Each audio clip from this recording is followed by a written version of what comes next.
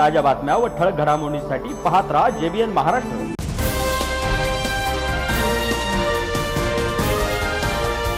हे नागपूरला जात आहे, रामद्रोही विरोधात हे आंदोलन करणार आहे, काय बोलणार?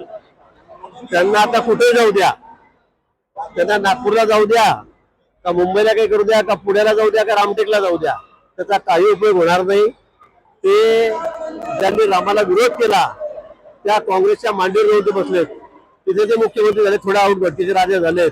मला वाटतं त्यामुळे आता ते कुठे गेलेत तर लोक कोणी त्यांना स्वीकारणार नाही।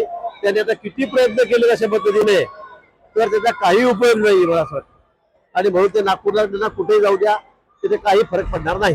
एकनाथ खडसेंची परत गर्भवापसी होणार असल्याची चर्चा आहे। विनोद तावडेंची त्यांनी भेट घेतल्याचा फोटो देखील समोर आला, आणि काल त्यांनी उद्धव ठाकरेंची पण भेट घेतल्यामुळे वेगवेगळ्या चर्चा आता सुरू झालेल्या आहेत। त्यांना शुभेच्छा आहेत माझ्या, त्यांना माझ्या शुभेच्छा आहेत, त्यांना कुठे जाऊ द्या। संजय राऊत आज बोलले आहेत पत्रकार परिषदेमध्ये की फडणवीसानंतर कोण राज्याची फडणवीसानंतर राज्याची सूत्रही बावनकुळेकडे येणार, आणि बावनकुळेंची स्वतः शिफारस जी आहे ते फडणवीस करणार आहेत, कारण गिरीश महाजन यांचे रेकॉर्ड खराब आहे, त्यामुळे शिंदे परत मुख्यमंत्री होणार नाही।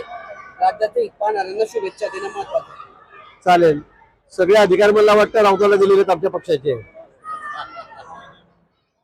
मला वाटतं दिल्लीच्या आमच्या नेत्यांनी त्यांना अधिकार दिलेले दिसत आहेत की कोण मुख्यमंत्री करायचं, कोणाला करायचं नाही, कोणाचं रेकॉर्ड काय आहे। मला वाटतं राऊत सगळं बघतायत आता सध्या देशाचा कारभार। उद्धव ठाकरे पंतप्रधान उद्धवजींना करतायत, सीएम कोणाला नाव कोणाकोणाचं घेतायत, बावनकुळेचं घेतायत, आमचं काय सांगतायत, बरं वाईट सांगतायत। मला वाटतं सगळे अधिकार भाजपने त्यांना दिलेले आहेत। चांगलं नाही, काय वाईट आहे, पण राऊतांना हे अधिकार दिलेले आहेत पक्षाने, मला असं वाटतं। त्यामुळे राऊतांनी शुभेच्छा, त्यांना मला भेटावं लागेल जरा असं वाटतंय। सुप्रिया सुळेंनी पर्यायी मतदारसंघाची त्यांची चाचपणी केलेली आहे। दोन मतदारसंघातून लढण्याची त्यांची तयारी आहे, बारामती बरोबरच आणखी एका मतदारसंघात। अजून मला वाटतं लोकसभेला 3 वर्ष बाकी आहेत, आतापासून काय त्या विषयावर बोलून काही उपयोग नाही। पण निश्चित पुढच्या वेळी आपण बघा काय निकाल लागतो, कसा निकाल लागतो ते आपल्याला कळेल। पण आता हा त्यांचा प्रश्न आहे, त्यांनी कुठल्या मतदारसंघात उभं राहू नये हा त्यांचा प्रश्न आहे, आणि तोपर्यंत अजून काय काय होतं हे बघणं आवश्यक आहे। आज गुलाबराव पाटलांना खडसेंवर प्रतिक्रिया विचारली। खडसे वाढदिवस साजरा करतायत 75वा, त्या दिवशी भाजपचे मोठमोठे नेते त्यांची उपस्थिती राहणार आहे। उद्धव ठाकरेंना पण निमंत्रण दिलंय।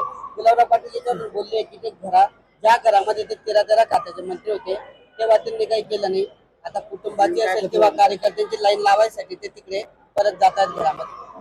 तुम्हाला काय वाटतं भाऊ? मला काहीच माहिती त्यांना कोण बोलतोय, ते कोणाला बोलवत आहे, कोणाला भेटतात, मी फक्त तुमच्या माध्यमातूनच बघतोय। मला त्यांच्याशी काही घेणं देणं सुद्धा नाहीये।